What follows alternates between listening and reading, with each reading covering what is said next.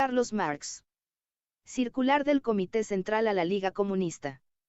Marzo de 1850. Hermanos. Durante los últimos años de revolución, 1848 a 1849, la Liga ha justificado plenamente su existencia. Primero, por la vigorosa actividad de sus miembros, en todos los sitios donde se produjeron movimientos estuvieron en la vanguardia, en la prensa, en las barricadas y en los campos de batalla del proletariado, como la única clase revolucionaria de la sociedad. Segundo, a través de la concepción que del alzamiento en conjunto tenía la Liga, según fue enunciado en la Carta Circular del Congreso Central Ejecutivo en 1847, y particularmente en el Manifiesto Comunista. Esta concepción ha sido ratificada por los acontecimientos de los 2 años últimos. De otra parte, los puntos de vista que respecto de las condiciones sociales actuales propagábamos nosotros en los primeros años de nuestra actuación en reuniones secretas y en escritos clandestinos son ahora del dominio público y se predican en esquinas y plazas públicas. Por otro lado, la primitiva y rígida organización de la Liga se ha perdido considerablemente. Un gran número de miembros que han participado directamente en la revolución han venido a la conclusión de que ha pasado el tiempo de la organización secreta y que la propaganda pública sería suficiente. Varios distritos y comunidades han perdido el contacto con el Comité Central y no lo reanudan. Mientras el Partido Democrático, el partido de la pequeña burguesía, amplía y robustece su organización, el partido de la clase obrera pierde su cohesión o forma organizaciones locales para fines locales, y así se ve envuelto en el movimiento democrático y cae bajo la influencia de la pequeña burguesía. Este estado de cosas debe terminar, la independencia de la clase trabajadora debe ser restablecida. El Comité Central, ya en el invierno de 1848 a 49 mostró la necesidad de esta reorganización y envió con esta misión a José Moll, pero su trabajo no ha dado resultado. Después de la derrota del movimiento revolucionario de junio de 1849 en Alemania, casi todos los miembros del Comité Central, reunidos en Londres y ayudados por nuevas fuerzas revolucionarias, tomaron seriamente en sus manos el trabajo de reorganización.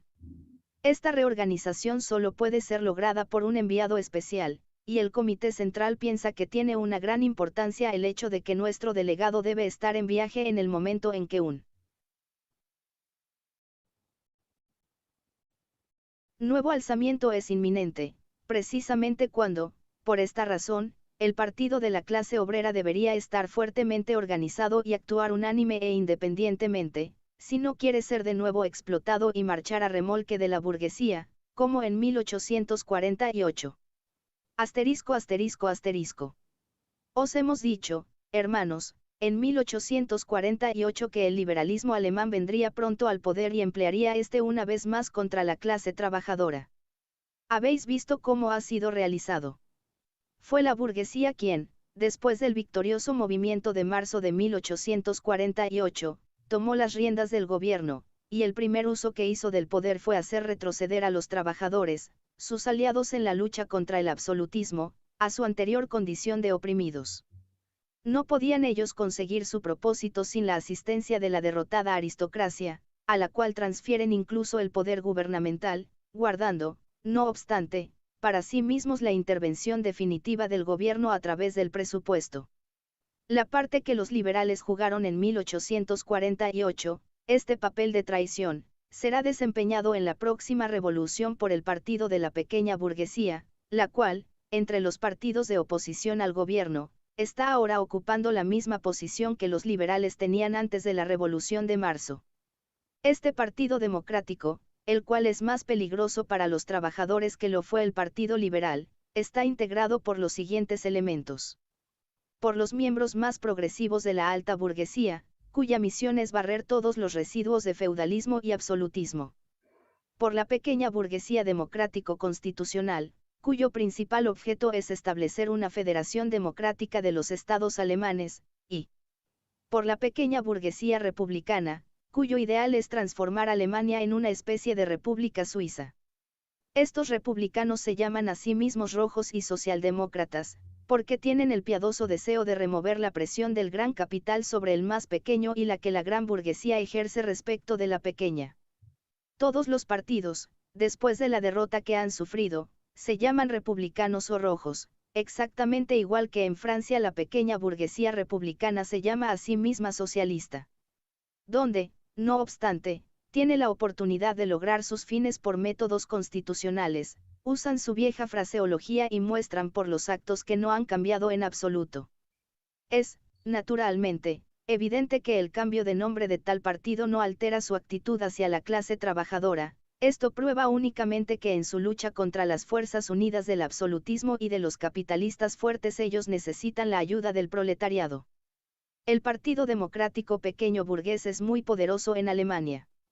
Abarca, no solamente la gran mayoría de la población de las ciudades, pequeños comerciantes y artesanos, sino también los terratenientes y jornaleros, en tanto los últimos no han establecido todavía contacto con el proletariado de la ciudad. La clase trabajadora revolucionaria actúa de acuerdo con ese partido mientras se trata de luchar y abolir la coalición aristocrático-liberal. En todas las demás cuestiones, la clase trabajadora revolucionaria necesita actuar independientemente. La pequeña burguesía democrática está muy lejos de desear la transformación de toda la sociedad. Su finalidad tiende únicamente a producir los cambios en las condiciones sociales que puedan hacer su vida en la sociedad actual más confortable y provechosa. Desea, sobre todo, una reducción de los gastos nacionales por medio de una simplificación de la burocracia y la imposición de las principales cargas contributivas sobre los señores de la tierra y los capitalistas. Pide igualmente establecimientos de bancos del Estado y leyes contra la usura, todo a los fines de librar de la presión del gran capital a los pequeños comerciantes y obtener del Estado crédito barato. Pide también la explotación de toda la tierra para terminar con todos los restos del derecho señorial. Para este objeto necesita una constitución democrática que pueda darles la mayoría en el Parlamento, municipalidades y Senado. Con el fin de adueñarse del poder y de contener el desarrollo del gran capital, el Partido Democrático pide la reforma de las leyes de la herencia, e igualmente que se transfieran los servicios públicos y tantas empresas industriales como se pueda a las autoridades del Estado y del municipio. Cuanto a los trabajadores, ellos deberán continuar siendo asalariados, para los cuales, no obstante, el Partido Democrático procurará más altos salarios, mejores condiciones de trabajo y una existencia más segura. Los demócratas tienen la esperanza de realizar este programa por medio del Estado y la administración municipal y a través de instituciones benéficas. En concreto, aspiran a corromper a la clase trabajadora con la tranquilidad, y así adormecer su espíritu revolucionario con concesiones y comodidades pasajeras. Las peticiones democráticas no pueden satisfacer nunca al partido del proletariado. Mientras la democrática pequeña burguesía desearía que la revolución terminase tan pronto ha visto sus aspiraciones más o menos satisfechas, nuestro interés y nuestro deber es hacer la revolución permanente, mantenerla en marcha hasta que todas las clases poseedoras y dominantes sean desprovistas de su poder, hasta que la maquinaria gubernamental sea ocupada por el proletariado y la organización de la clase trabajadora de todos los países esté tan adelantada que toda rivalidad y competencia entre ella misma haya cesado y hasta que las más importantes fuerzas de producción estén en las manos del proletariado. Para nosotros no es cuestión reformar la propiedad privada, sino abolirla, paliar los antagonismos de clase, sino abolir las clases, mejorar la sociedad existente, sino establecer una nueva.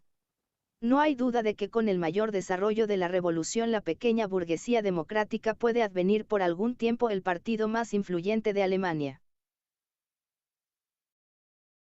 La cuestión es, pues, saber cuál ha de ser la actitud del proletariado, y particularmente la de la Liga. Durante la continuación de las condiciones actuales, en las cuales la pequeña burguesía democrática es también oprimida. En el transcurso de las luchas revolucionarias, las cuales les darán un momentáneo ascendiente, y, después de aquellas luchas, durante el tiempo de su ascendiente sobre las clases derrotadas y el proletariado. En el momento presente, cuando la pequeña burguesía democrática es en todas partes oprimida, instruye al proletariado, exhortándole a la unificación y conciliación, ellos desearían poder unir las manos y formar un gran partido de oposición, abarcando dentro de sus límites todos los matices de la democracia. Esto es, Ellos tratarán de convertir al proletariado en una organización de partido en el cual predominen las frases generales socialdemócratas, tras del cual sus intereses particulares estén escondidos y en el que las particulares demandas proletarias no deban, en interés de la concordia y de la paz, pasar a un primer plano. Una tal unificación sería hecha en exclusivo beneficio de la pequeña burguesía democrática y en perjuicio del proletariado. La clase trabajadora organizada perdería su a tanta costa ganada independencia y advendría de nuevo un mero apéndice de la oficial democracia burguesa. Semejante unificación debe ser resueltamente rechazada.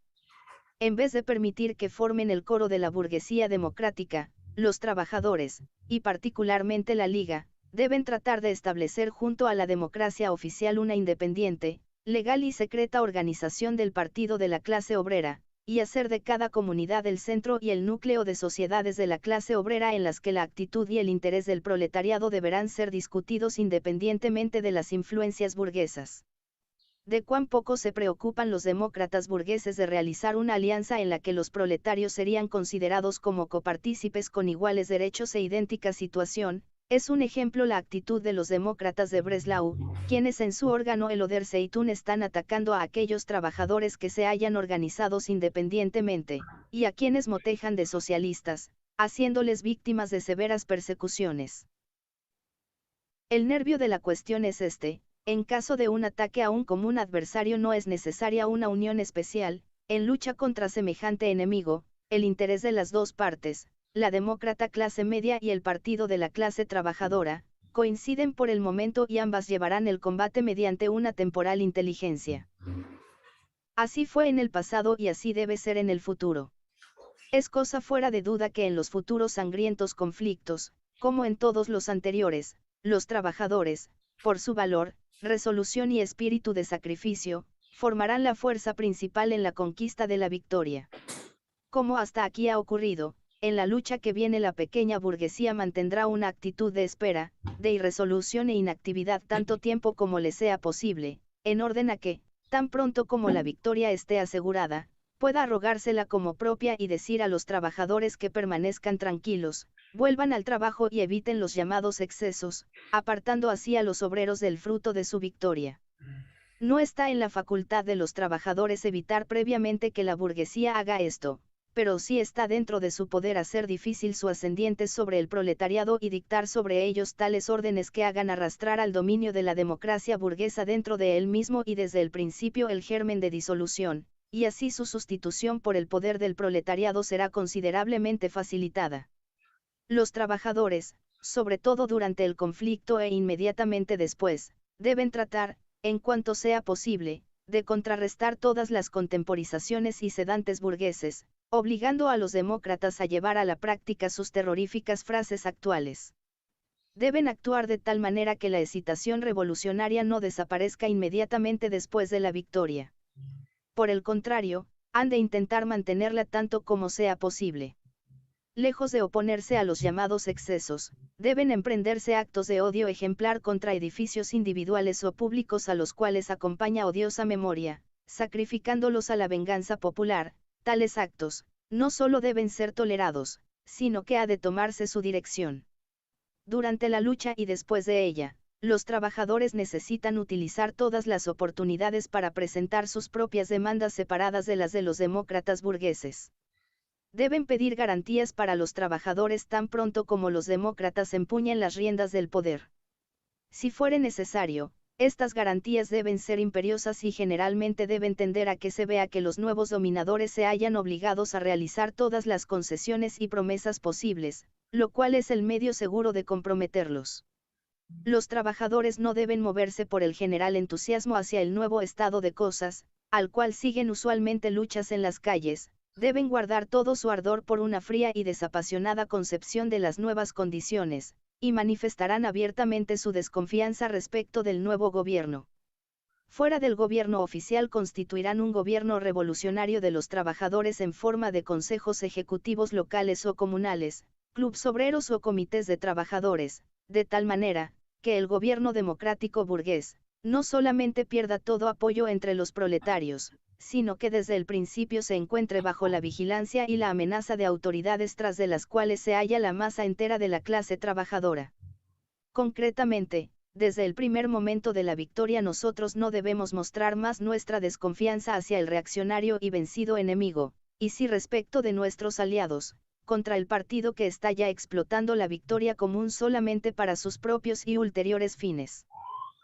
En orden a este partido, cuya traición a los trabajadores comenzarán desde la primera hora de la victoria, debe verse frustrado en su nefasto trabajo, y para ello es necesario organizar y armar al proletariado.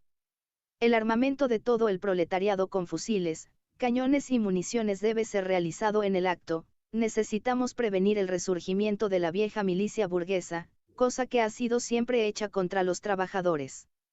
Donde esta medida no pueda cumplirse, los trabajadores tratarán de organizarse ellos mismos en una guardia independiente, con sus propios jefes y su Estado Mayor, para ponerse a las órdenes, no del gobierno, sino de las autoridades revolucionarias elegidas por los obreros. Donde los trabajadores estén empleados en servicios del Estado deben armarse y organizarse en cuerpos especiales, con jefes escogidos por ellos mismos o formando parte de la guardia proletaria. Bajo ningún pretexto darán sus armas y equipos, y todo intento de desarme debe ser vigorosamente resistido.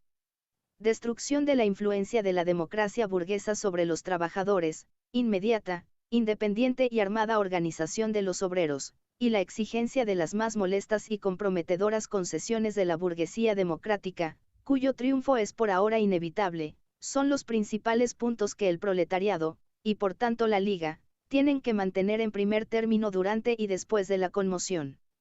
Tan pronto como el nuevo gobierno esté establecido comenzará a combatir a los trabajadores.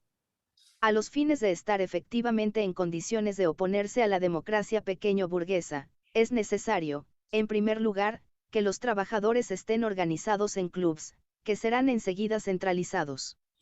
La autoridad central, después de la caída del gobierno existente, trasladará sus cuarteles en la primera ocasión a Alemania, inmediatamente reunirá un congreso y hará las necesarias proposiciones para la centralización de los clubs de obreros bajo un comité ejecutivo, que residirá en el centro del movimiento.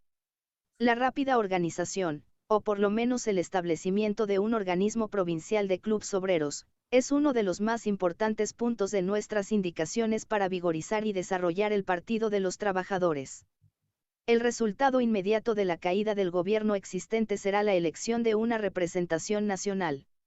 El proletariado vigilará en primer término para que ningún obrero sea privado de su sufragio por los trucos de las autoridades locales o de los comisionados del gobierno. En segundo lugar, hará que contra los candidatos burgueses democráticos se presenten en todas partes candidatos de la clase trabajadora, quienes, en la medida que ello sea posible, deberán ser miembros de la Liga y por cuyo triunfo todos deben trabajar por todos los medios a su alcance.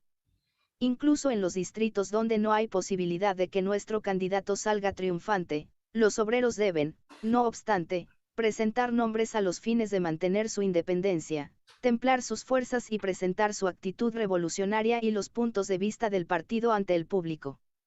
No deben desorientarse y abandonar su trabajo por la consideración de que dividiendo los votos demócratas ayudan a los partidos reaccionarios. Tal argumento se aduce para engañar al proletariado. El avance que el partido proletario puede hacer con su actitud independiente es infinitamente más importante que la desventaja que resulta de tener unos reaccionarios más en la representación nacional. Los demócratas victoriosos podrían, si quisieran, evitar que el partido reaccionario tuviese ningún triunfo si usaran solamente su poder, recientemente ganado, con energía suficiente. El primer punto que provocará el conflicto entre demócratas y proletarios es la abolición de todos los derechos feudales. Los demócratas pequeño burgueses, siguiendo el ejemplo de la primera Revolución Francesa, mantendrán la tierra como propiedad privada de los campesinos, esto es, dejarán a los obreros agrícolas como están y crearán una pequeña burguesía campesina, que atravesará el mismo ciclo de miseria espiritual y material en que se encuentra actualmente el campesino francés. Los trabajadores, en interés del proletariado agrícola tanto como en su propio interés, deberán oponerse a semejantes propósitos. Pedirán que las tierras feudales confiscadas sean nacionalizadas y convertidas en explotaciones dirigidas por grupos de trabajadores de la tierra. Todas las ventajas de la explotación agrícola en grande escala deberán ser puestas a su disposición. Estas colonias agrícolas, trabajadas según el principio cooperativo, deberán ser organizadas en medio de las resquebrajaduras institucionales de propiedad. Así como los demócratas están combinados con la pequeña burguesía campesina, así nosotros debemos luchar hombro con el proletariado agrícola.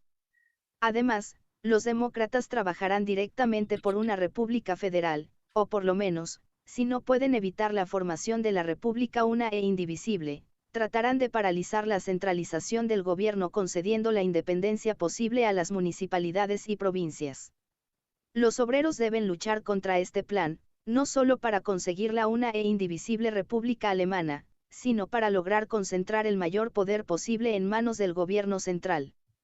No deben ser engañados por las democráticas vulgaridades alrededor de la libertad de los ayuntamientos, self-determination, etc., etc. En un país como Alemania, donde hay tantas reminiscencias medievales que barrer y tanta local y provincial obstinación que quebrantar, por ninguna circunstancia puede permitirse que ciudades y provincias opongan obstáculos a la actividad revolucionaria que necesita emanar del centro. Que los alemanes tengan que luchar y morir como hasta aquí lo han hecho, una y otra vez, por cada avance, en cada ciudad y en cada provincia separadamente, es algo que no puede ser tolerado. Como en Francia en 1793, así es hoy la tarea del Partido Revolucionario Alemán, centralizar la nación. Hemos visto que los demócratas vendrán al poder en la primera fase del movimiento, y que serán obligados a proponer medidas de mayor o menor naturaleza socialista. Se preguntarán qué medidas contrarias deberán ser propuestas por los trabajadores. Naturalmente, en el comienzo no podrán proponer las actuales medidas comunistas, pero se puede que empele a los demócratas a atacar el viejo orden social por tantos puntos como sea posible, perturbar sus procedimientos regulares, comprometerlos a ellos mismos y concentrar en las manos del Estado, en la proporción que se pueda, las fuerzas productivas, los medios de transporte, fábricas, ferrocarriles, etcétera, etcétera. Las determinaciones de los demócratas, los cuales en ningún caso son revolucionarios, sino simplemente reformistas, deben ser estimuladas hasta el punto de que se conviertan en ataques directos a la propiedad privada. Así, por ejemplo, si la pequeña burguesía propone la incautación de los ferrocarriles y las fábricas, los trabajadores deben decir que, siendo estos ferrocarriles y estas fábricas propiedad de los reaccionarios, tienen que ser confiscados simplemente por el Estado y sin compensación. Si los demócratas proponen impuestos proporcionales, los trabajadores deben pedir impuestos progresivos. Si los demócratas se declaran en favor de un impuesto progresivo moderado, los trabajadores deben insistir en un impuesto que paso a paso, gradualmente, signifique el hundimiento del gran capital. Si los demócratas proponen la regulación de la dieta nacional, los trabajadores deben pedir la bancarrota del Estado. Las demandas de los trabajadores dependerán de los propósitos y medidas de los demócratas. Si los trabajadores alemanes han de venir solamente al poder y al logro de sus intereses de clase después de un prolongado desarrollo revolucionario, pueden, al menos, estar ciertos de que el primer acto de este drama revolucionario coincidirá con la victoria de su clase en Francia, y esto acelerará seguramente el movimiento de su propia emancipación. Pero ellos mismos han de realizar la mayor parte del trabajo, necesitarán ser conscientes de sus intereses de clase y adoptar la posición de un partido independiente. No deben ser apartados de su línea de independencia proletaria por la hipocresía de la pequeña burguesía democrática. Su grito de guerra debe ser, la revolución permanente. Londres, marzo de 1850.